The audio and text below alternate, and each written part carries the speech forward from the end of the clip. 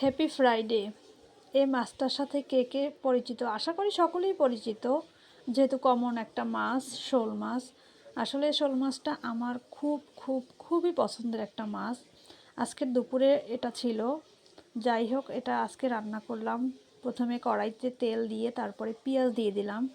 পেঁয়াজটা নরম করার জন্য সামান্য পানি দিয়ে লবণ দিয়ে একটু ভেজে নিলাম। এরপর পরিমাণ মতো হলুদ, মরিচ, মাছের মশলা, জিরার গুঁড়া, সামান্য করে আদাও দিয়ে নিলাম। এরপর মশলাটাকে ভালোভাবে কষিয়ে নিব বেশ কয়েকবার পানি দিয়ে, কারণ এইসব মশলা যত কষানো হয় ততই স্বাদ লাগে আমার কাছে মনে হয়। মশলাটা কষানো হয়ে গেলে সামান্য পানি দিয়ে সেখানে মাছগুলো ছেড়ে দিলাম।